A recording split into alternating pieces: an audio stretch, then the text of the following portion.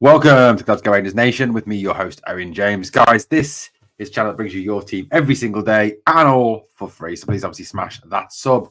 Well, we're going to talk a little bit of Connor Goldson to Birmingham City and the stumbling blocks in place that would stop that deal from going through, or from the fact that Birmingham's not really a nice place.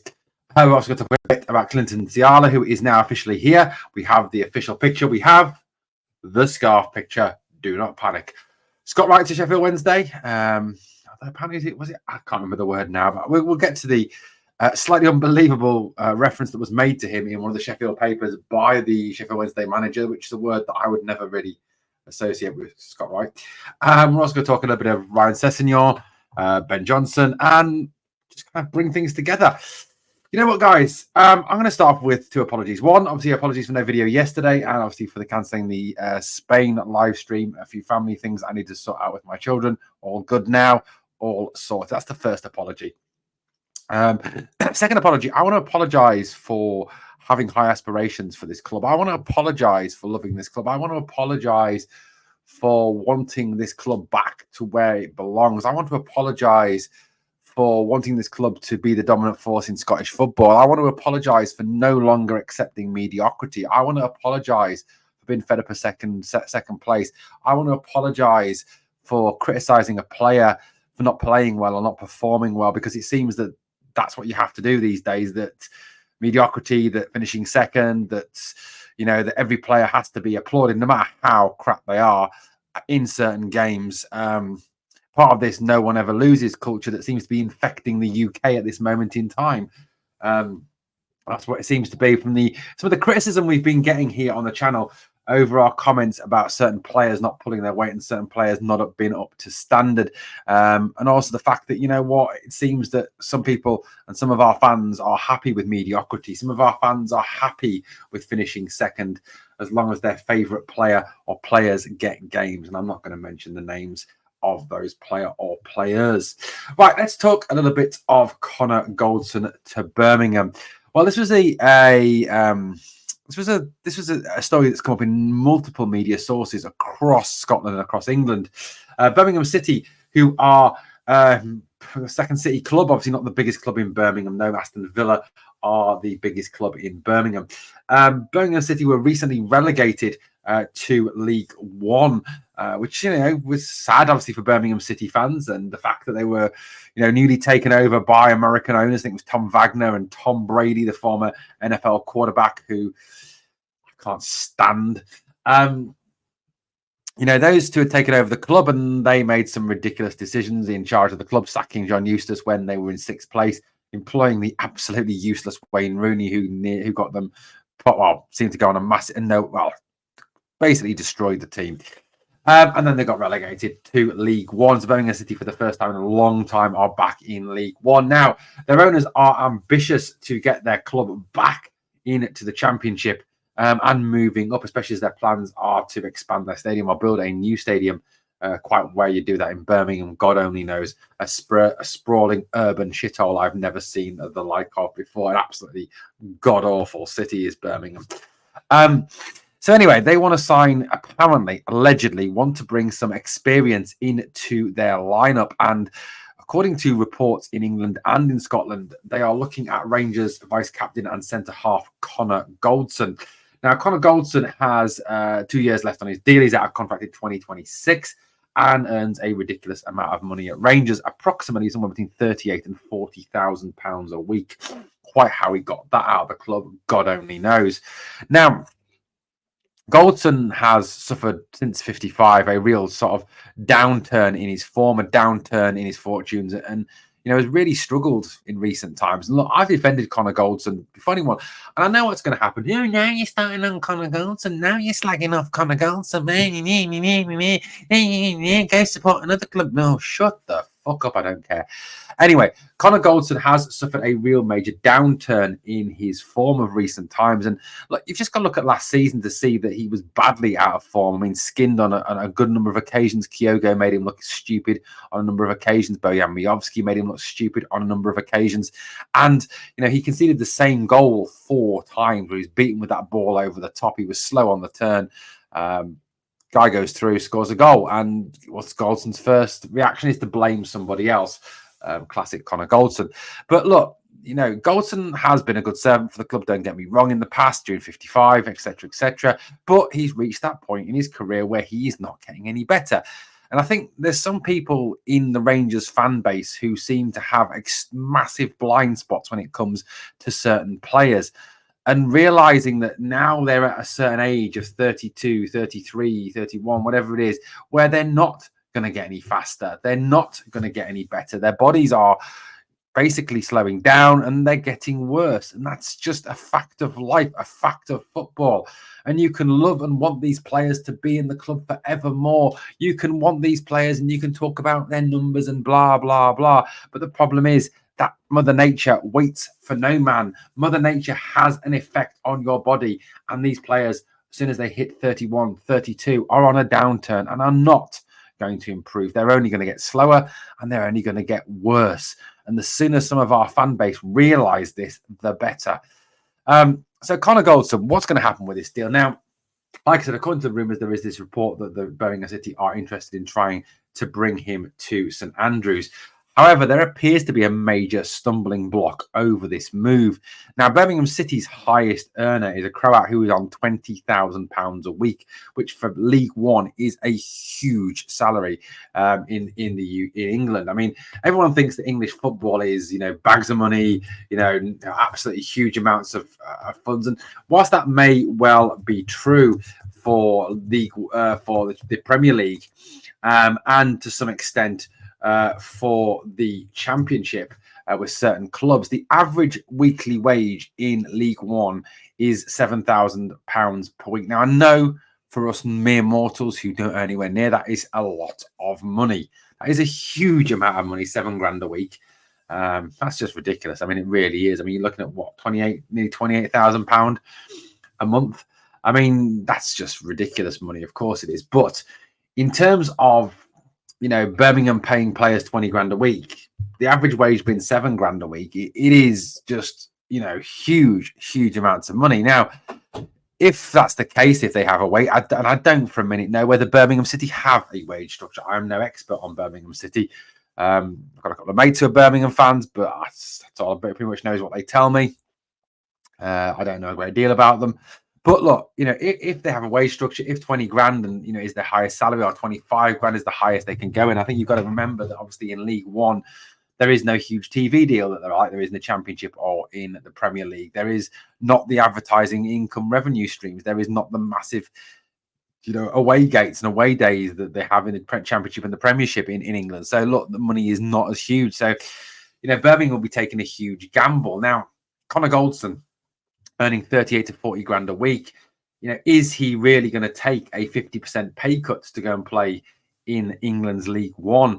Is he realistically, when he's under contract for 2026, going to sit there and think, what, I'm going to take a 50% pay cut. I'm going to go out 20 grand a week or 15 grand a week or 18 grand a week, and I'm going to go and play in Birmingham? Or is he going to sit there and think, well, actually, what, I could sit at Rangers and earn 40 grand a week for the next 2 years, and even if I don't play, I'm still going to get 40 grand a week. So that's kind of the stumbling block. It really is. Now, it does.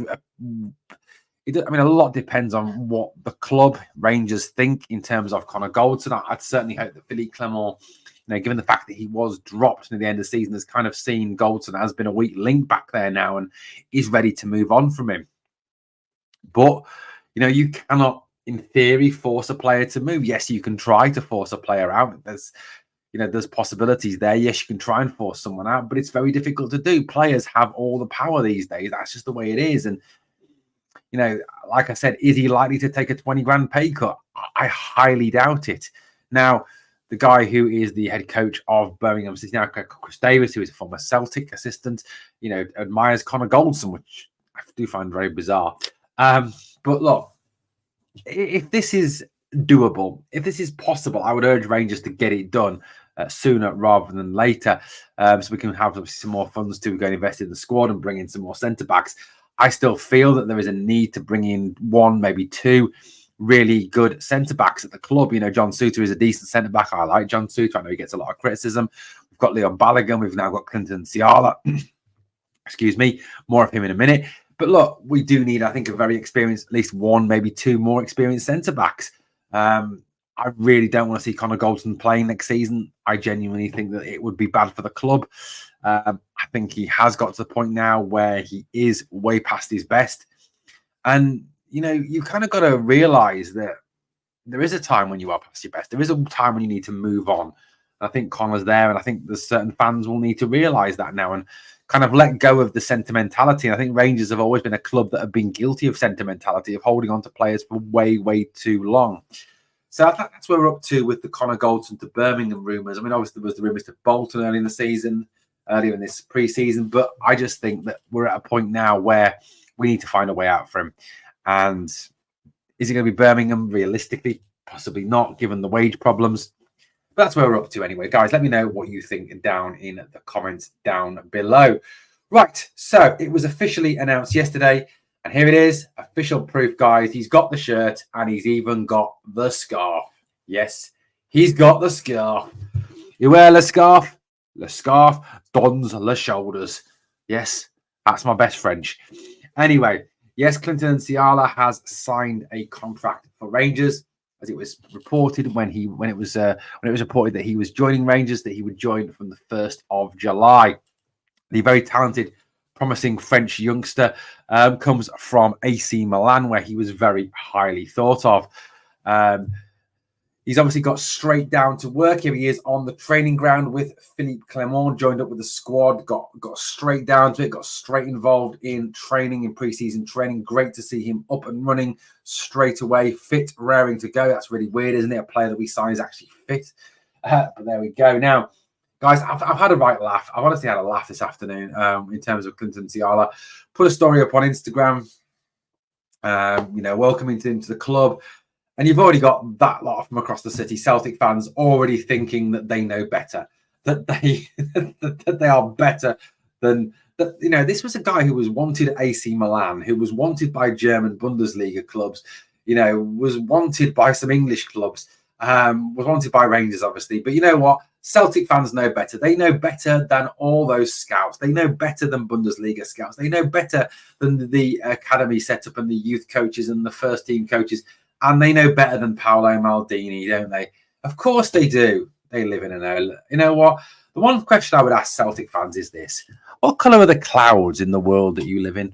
There we go. But no, Clinton Nsiala has obviously joined up with the club. Great news to see Clinton at the club now, getting up and running. This is a very talented young defender, a very promising young defender, a guy who can also play defensive midfield, a guy who, you know, has been likened to a young Marcel Desailly.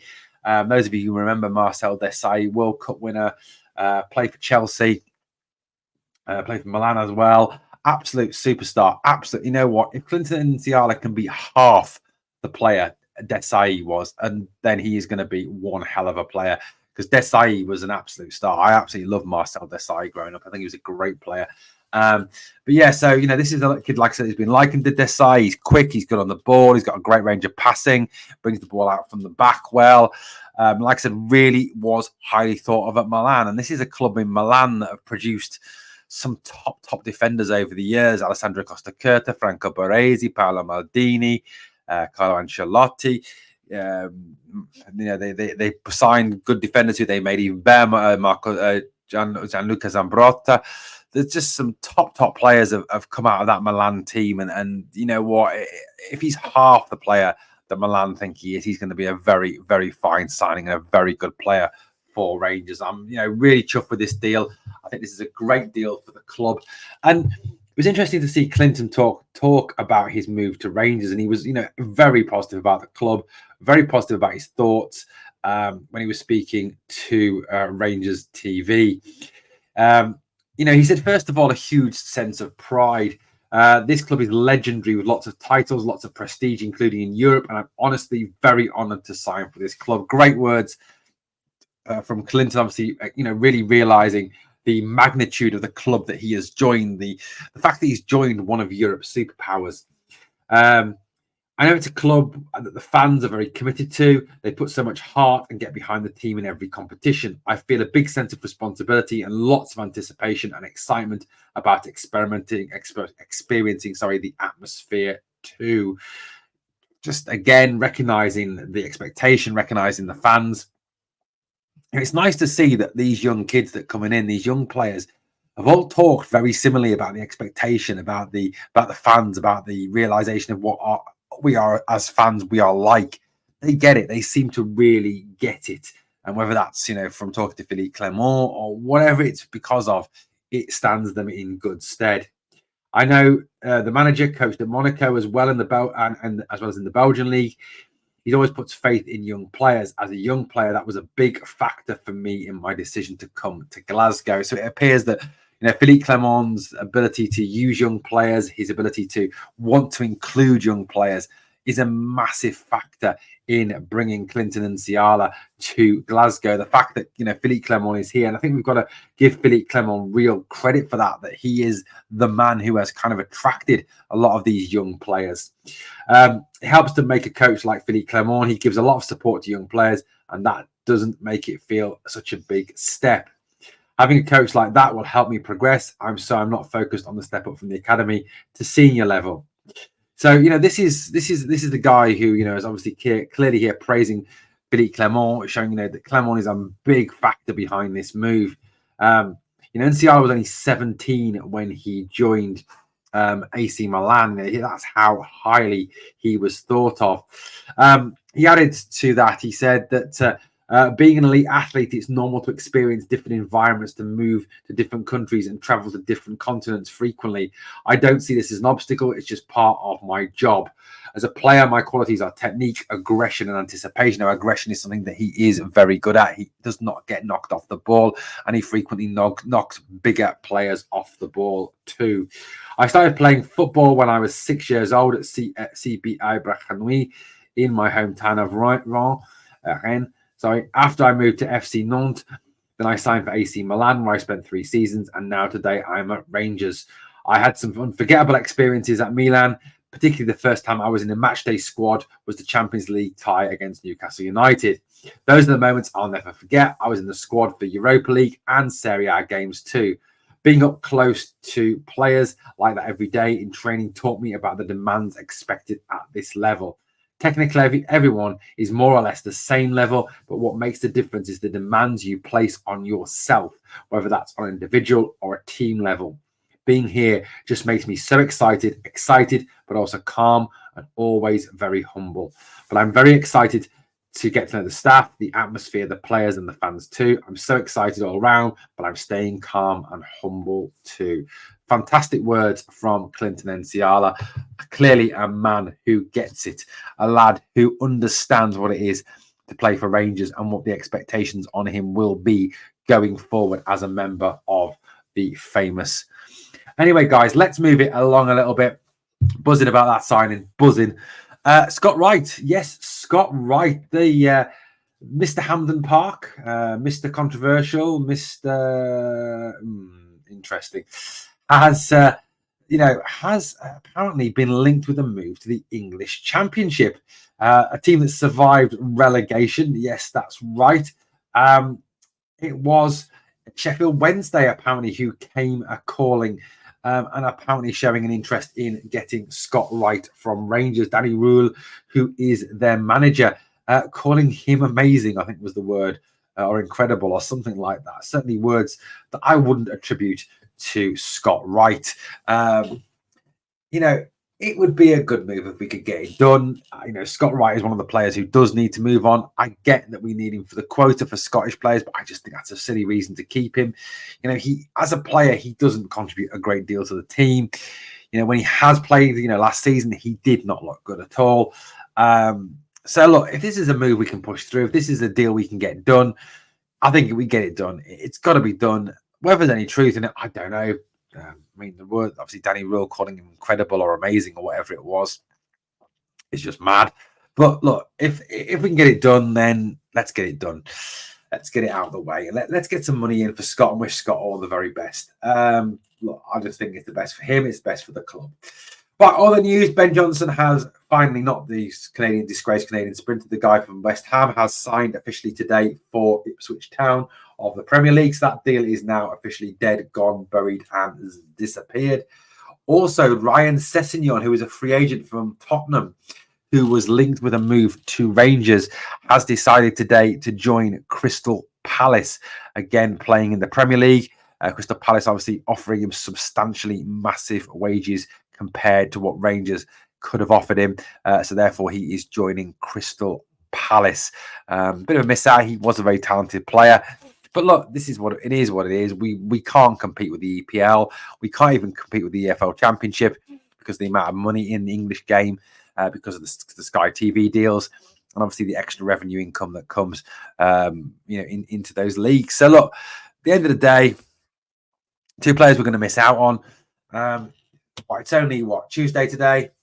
Week is still young. We can obviously push through. Hopefully, we'll get some more players through the door this week, and really bolster that squad ahead of the Ajax friendly on the 13th, and then obviously building up towards the Champions League qualifiers when they finally come up in end of July, August, start of August time.